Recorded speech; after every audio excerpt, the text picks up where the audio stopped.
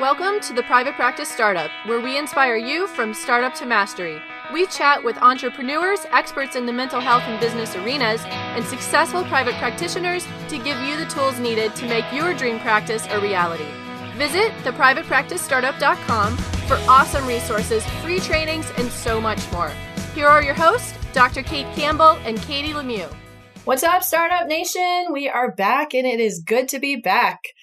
We are here for another episode of the Private Practice Startup Podcast. I'm Dr. Kate Campbell, and I'm here with my co-host, friend, business partner. Hey, everybody. How's it going? It's Katie Lemieux. Yes, we are podcasting from hot, sunny South Florida in the middle of the summer, and we are excited about today's podcast.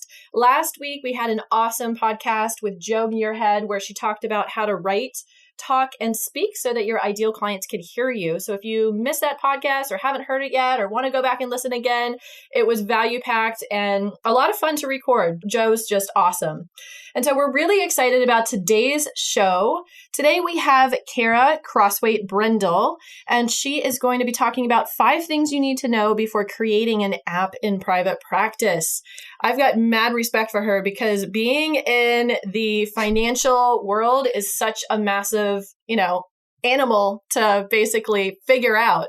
The financial and tech world? Well, financial and tech. She, Kara's not in the financial aspect of it, but the technology world it's a whole nother world. Being in tech land is like really overwhelming, and finding the right team to help you launch an app is just an incredible thing. And Kara's done that in like 6 months, that's crazy. And you and I have been so going cool. through a launch ourselves in the world of tech land, and it's such an animal. Like it's a beast. My gosh, and yes, the system.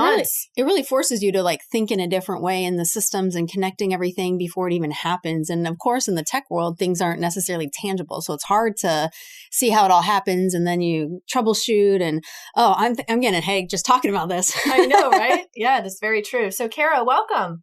Thank you. I'm so excited to be here, and I hope the stuff I have to share is helpful to everybody today. Awesome. Good stuff. Yeah. So we're excited to have you here. But before we get started, we just want to thank our first-time listeners. We've got a special gift for you. Make sure you go over to the privatepracticestartup.com website, head over to our resources tab, and there you'll see a ton of goodies. We've got lots of resources there for you. And our A to Z cheat sheet would be a really good one to start with. And if you're a return listener, thanks for being here as well. We want to invite everybody to connect with us in our Facebook group. Find us at The Private Practice Startup on Facebook. Ask to join, and we will see you there. Awesome. So, you guys can go to the show notes page and read about Kara, but of course we love to share those fun facts. And I love how you say, Kara, you have a bucket list of adventures. I have a bucket list of adventures myself. Me too. And interestingly enough, and I can't believe I'm about to say this, but I'm going to be 40 this year. And I said to myself, I've been thinking about my birthday coming up, and I'm like, what if I did a bucket list birthday and was like, all right, everybody, this is what's on my bucket list. If anyone wants to join me on these certain things, let's go do it. So that's been on my mind. So Kara, what are some of the things on your bucket list? Oh man, New Zealand's right at the top.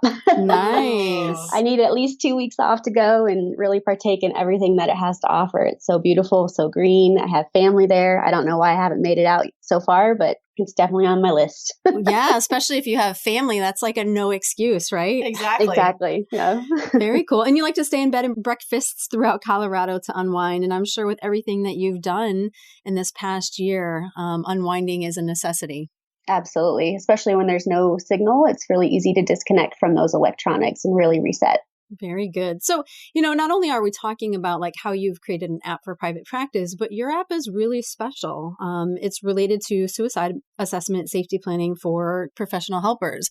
And that's really awesome. And, truth be told, even though I've been in practice I should say in the field for 17 years now, suicide is always a difficult topic. I actually just had a friend call me this week, and her brother was expressing suicidality. And I always still get that knot in my stomach, And so the fact that you had this app at the touch of your, in the palm of your hand, to really help professionals do a great job and feel more comfortable and confident connecting them to resources, that's amazing. So tell us what inspired you to develop this app and launch this app to meet the needs of your Colorado community. I think, it really came from the background of where I started my career in mental health is, working in an agency setting, working with at-risk youth and families. I see a lot of suicidal ideation. I see a lot of crisis, trauma, anxiety, and depression. And so in a couple different roles that I've had here in this community in Denver, I had a role as being a clinician, of course, but I also had a supervisor role. So I recognized, similar to what you guys had just shared, that people aren't comfortable answering or asking these questions, actually. And so giving them something mobile, something that's more concrete, can help guide them in that process when they're feeling like the crisis is kind of taking over. A lot of new clinicians especially don't feel like they have enough training in doing suicide assessments. And so they feel like they're stuck on the language, but also on that comfort level. And so that was one of the hats I was wearing when thinking about this app, is like, how can I support, our newer therapists that don't feel confident, that don't feel comfortable, and give them something that's interactive rather than our old school paper and pencil format. So I'm curious, tell us a little bit about how the app works, because in my mind, I was imagining that it would be for the consumers, but I'm hearing now that it's heavily involved with a therapist as well. So I'm really curious about it. Tell us about your app. Yeah, definitely. So the suicide assessment portion itself is coming directly from the SAMHSA endorsed format. So it's going to have components of protective factors. It's going to have risk factors, which of course is when they're reporting what's going on for themselves, whether they're in crisis, maybe they've had a significant change in their life, they've lost someone, they've lost a job, maybe they're now homeless. So you're going to be looking at all these different factors to assess what is their risk level. Are they low risk? Are they high risk based on what they're reporting? Do they have a plan? How long have they been thinking these thoughts? So the app itself was created for professional helpers to facilitate this conversation. So I didn't want individual people to be able to access it and potentially misunderstand some of the questions. Some of the questions are a little more clinical. I am working on making sure the language is approachable for peer specialists and Department of Human Services and some of the other community partners I really want to benefit from this app. But I wanted to make sure that there was someone with minimal training at the minimal level to be able to facilitate this conversation. So it's not something that individuals can access, but anyone from a caseworker or a care manager or DHS or police could potentially facilitate this interaction and connect them to the resource. So when you say it's based on these interactive questions, I mean, that in and of itself sounds like a really great resource for clinicians to be able to kind of navigate that very delicate and potentially dangerous area. And then how do you get to the specific resources, or does it assess via algorithms the level of safety? I'm just curious about the complexity there. Yes, yeah, absolutely. So it is an algorithm. So based on what number of items they're reporting, you're checking off different boxes based on the protective factors or the risk factors.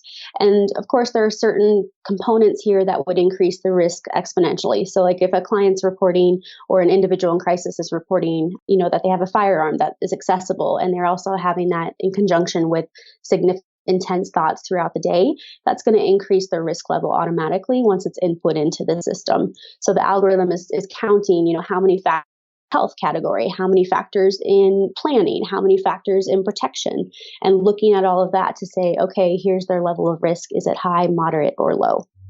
That's amazing. And Kara, are you like an undercover tech junkie? I've learned a lot through this process. I definitely was not experienced in the tech world. So this has been a very interesting experience for me to do. For sure.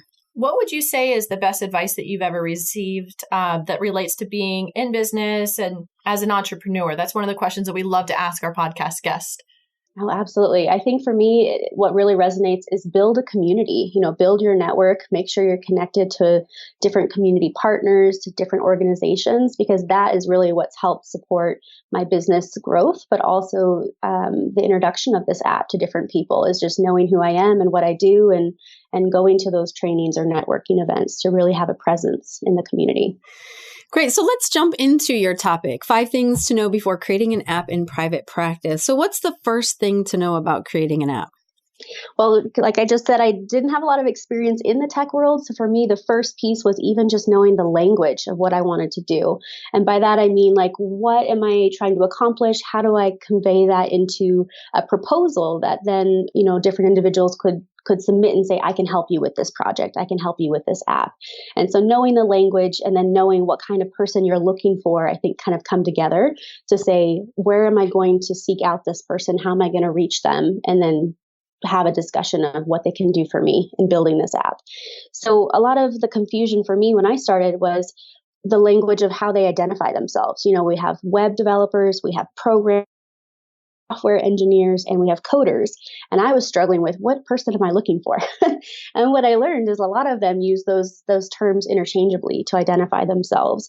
And so once I figured out the language and I talked to some people in the tech world, I was able to put together a proposal of what I was hoping to have support on, and then submit that to the tech world to say who's willing and able to help me with this project.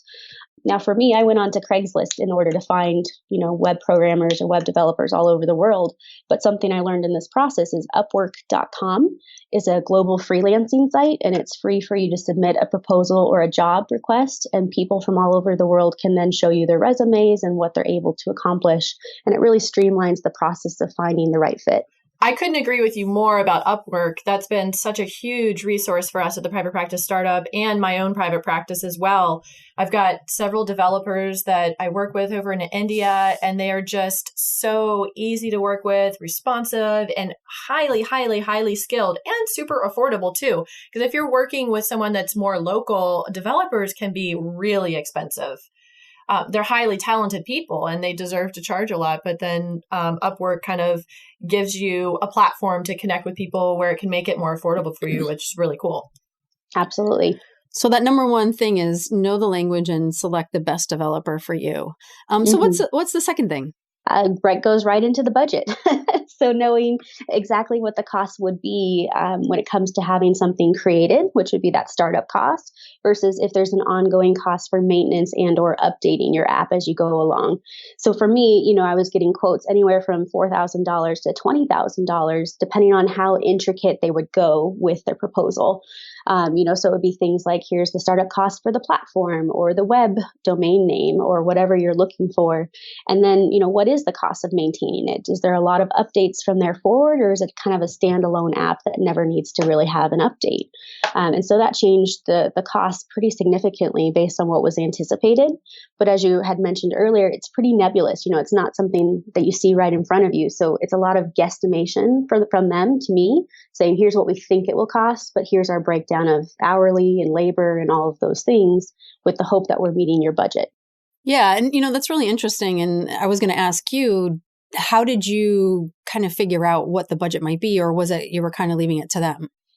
I definitely appreciated the proposals that came back that were broken down into different components so I could see where the costs were going. If it was cost of just developing or creating the initial template for the app looked different than the ongoing maintenance component. For me, I had a number in my head based on just Googling online, but it was a very big learning experience for me to see how far they would go. They would make some assumptions on here's how interactive your tool would be. This will increase the cost versus something that's just very simple. So for me, it was just looking at my budget and saying, what am I able to do? And then, of course, trying to anticipate that maintenance or that upkeep cost has been a learning curve for me. What would you say have been the biggest challenges as you've been navigating this whole new tech world and all of that? I think the biggest challenges is just understanding the terminology. Even with my current web developer, who's fantastic, he's local, he's here in Denver. He's learned a lot about mental health through working on this app with me. And I've learned a lot about what language he's talking about when he says, do you want this kind of feature? Do you want this kind of component? Because there's just so much language and technology that I'm just not familiar with, but I've learned a lot through him and just been really open and honest of I'm not sure what you're saying. Can you help me understand? So you're learning to speak tech. Yes, exactly. It's kind of like Japanese sometime. It felt that way, that's for sure. At the beginning, I was like, I have no idea what's going on here. But luckily, I met someone who was willing to, have those interviews and talk to the person and really connect to make sure they're the best fit. And so that was very valuable. It's all about those relationships. Mm-hmm. Absolutely. Let's go ahead and take a quick break for our sponsor. You know you can help a couple through a rough patch, and you know that you can help that rebellious teenager see his own worth. You are the right person for the job. The only problem? That rebellious teenager and struggling couple, they just don't know that you're the perfect person for the job. In fact, they don't even know you exist. Why? Because you aren't getting in front of your ideal clients. Your web presence or lack thereof is hindering your ability to work with the people that you know you can help. You deserve to be found by your ideal client, and your ideal client deserves to find you. Brighter Vision is the trusted solution by thousands of therapists worldwide, helping therapists connect with their ideal clients. For only $59 a month, you get a uniquely designed website, unlimited tech support, and complimentary SEO. And that's not all. Brighter Vision has a ton of free resources to help you along your private practice journey, such as their free webinars, podcasts, and practice building tools. Do yourself and your ideal clients a favor. Get seen and sign up for Brighter Vision today. Visit brightervision.com/try, TRY/startup, STARTUP, to get your first month for free. We've been partnering with Perry and his team at Brighter Vision for a while now, and we've really enjoyed our interactions with them. They share the same vision as us, helping you fulfill your dream private practice. They're responsive, easy to work with, and create beautifully designed websites. So Kara, tip number 2 was know your budget. And, I also wanted to ask you, is this your own capital? Did you raise capital? Did you get funding? How did you create your budget? This is all my hard work. So I've worked full time, and I think I work pretty extensively with my clients. So I usually see about 30, 35 clients a week when it comes to supporting them in their mental health. And I know that number is high for what we would call the traditional full-time private practice of around 20 to 25 hours. So for me, it was just working, very hard to make sure that I had the budget, but I'm also kind of a workaholic. So it was kind of easy to say, hey, I'm working my 40, 45 hours a week and contributing this money to this app. Wow, that's really extraordinary. Our wish for you is that this brings you lots of wealth and abundance so you can continue to do awesome stuff in the world. Thank you. And since we're talking about budget, how much does the app cost? Is it an annual fee? Is it a monthly reoccurring fee? Yeah, so the app itself right now is set up on a quarterly fee. So every 3 months, it automatically pulls from a protected credit card source that you've entered into the system. So we are using an encrypted source to make sure people feel comfortable with that. And right now, it averages out to about $2 a month for unlimited use. So it allows you to access everything within the app, which includes that suicide assessment component, a resource list that's specific to the state of Colorado right now, but also features some of the national organizations on there. And then the last component is a safety plan template, which really empowers our people in crisis to figure out what they need to do next. That's extraordinary. That's less than one Dunkin' Donuts coffee. We know that's less than a Starbucks. That could be 2 Starbucks coffee, but and it saves lives. Yeah. I mean, that's pretty incredible. Yeah, for sure. That's the hope. Yeah, that it's accessible, especially to the nonprofits out here. I want people to feel like they can access something and have it be worthwhile. One of the things that I really like about hearing about your app is that, yes, it is so accessible and very easy to pull up in session right in the moment when you need it. And it's evaluating both the risks and the resources. One of our colleagues and professors, mentors that we really have a lot of respect for, Dr. Douglas Flemons, he's local down here in South Florida, and he wrote a book about the suicide risks and resources, suicide risk and resource assessment. So we'll add that book in the show notes as well as a resource for you guys, in addition to what we're talking about here. So why don't we head on to number 3? So number 3 is exploring the format. And I think this ties right back into that budget question and just factoring in how much are you anticipating to spend. Because when we look at an online format or a web application, that's going to look a little different than your standard app store applications that are downloadable to your phone, whether that's the Apple Store or the Android Store. That's going to utilize people's phone plans, versus the internet web application is going to look at an internet connection on any device, whether that's an iPad, a tablet, a computer, or a phone. And so depending on your audience and your users, you're going to be looking at what's my desired audience and how do I reach them, which is the most accessible when it comes to looking at a web app versus an app store format. Interesting. I'm really curious about the next one as well. What are the legal implications? Because there is so much risk already with suicide and this sensitive situation that clinicians find themselves dealing with. And then also there's a lot of risk with the whole tech world aspect. So tell us a little bit about that. And that's where I think, that's been an interesting journey in and of itself, and being in a mental health field. And so I think the legal implications are something worth consulting with your legal team if you have one, or at least having a free consultation with a legal representative. For my particular app, I had disclaimers put in place that said this is secondary to clinical judgment or secondary to your training, because I did want people to trust their gut, but also look at their own level of experience with suicide assessment. And because I have people using this at the peer specialist level all the way up to the professional mental health level, everyone's got a little bit of a different feel of what they're contributing when they're doing this suicide assessment. So it looks like having a disclaimer, having something in place. Hey, this is not the end all be all. This is a tool. This is a resource. And by all means, use your clinical judgment as well. And so, Kara, how did you pilot the app? Who used it? And did you have a beta launch or anything like that? We did. We actually piloted it with a bunch of the private practice mental health professionals here in Denver.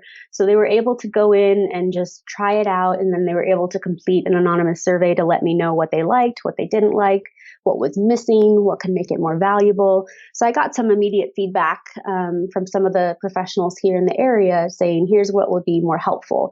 And a lot of them had dual jobs. So they would be in private practice and could give me insight from that lens, but they also could give me insight from their jobs with agencies or other organizations that would find it valuable. Awesome. Why don't you share with us number 5? Number 5, what sets it apart? So obviously we live in a much more popular app world these days. And so just asking yourself, what is going to make this stand alone? What's going to justify the cost to people? Is it really easy to use? Is it very accessible? What's going to make it worth the potential user's while to say, I'm going to invest in something like this. I'm going to use this.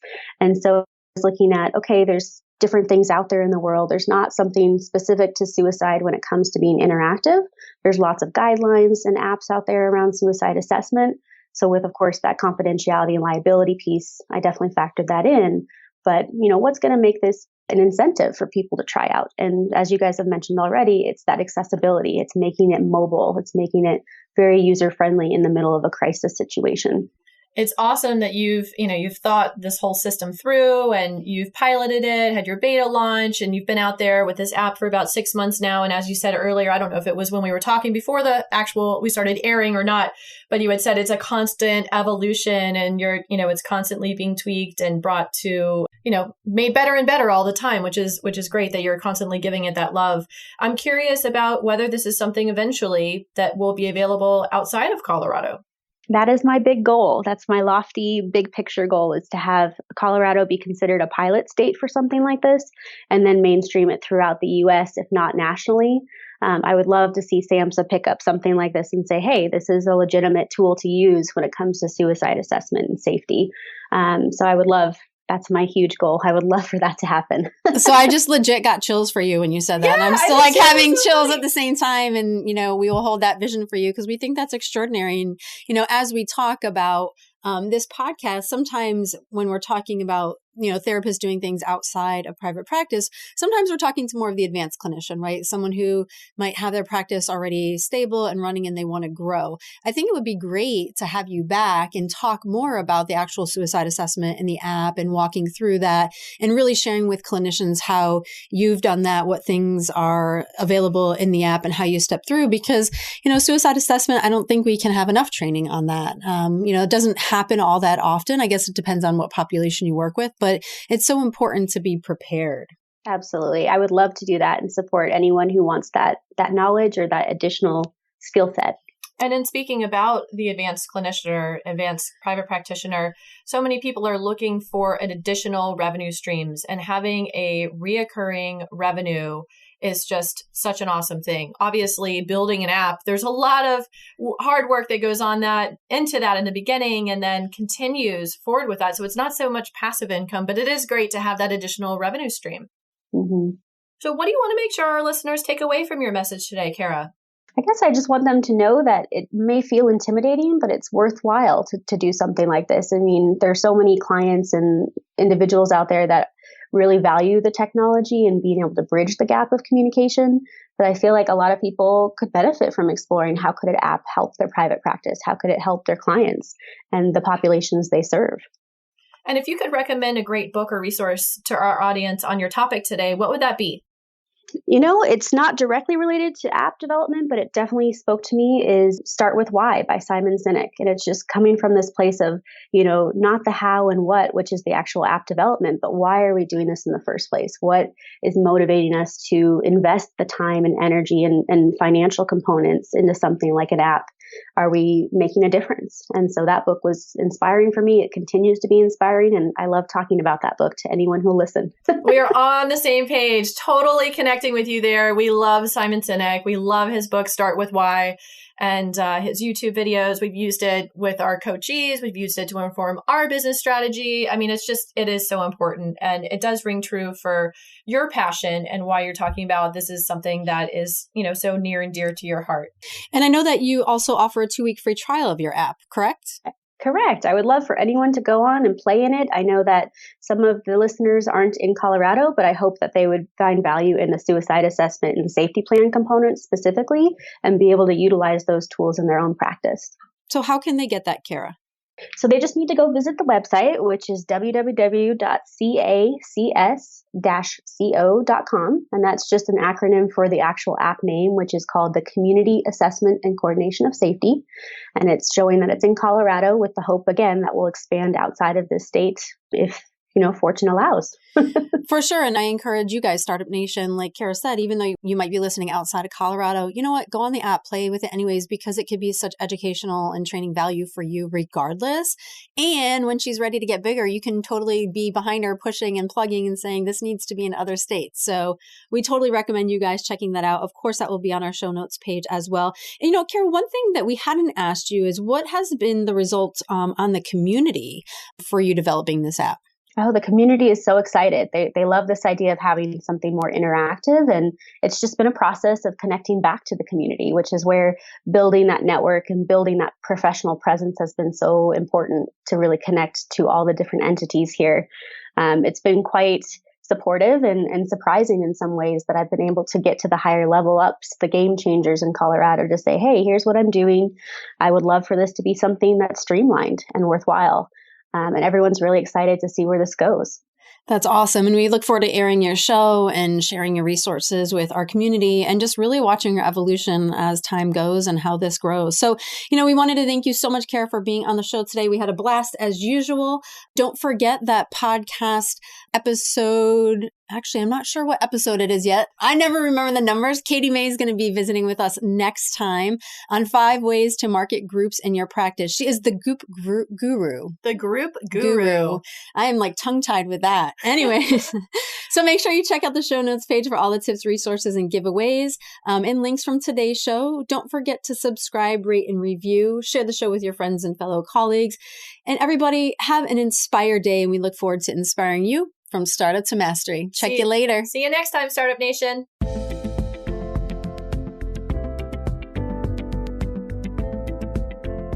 Thanks for joining us on The Private Practice Startup. Visit theprivatepracticestartup.com for awesome resources, free trainings, attorney-approved private practice paperwork, and so much more.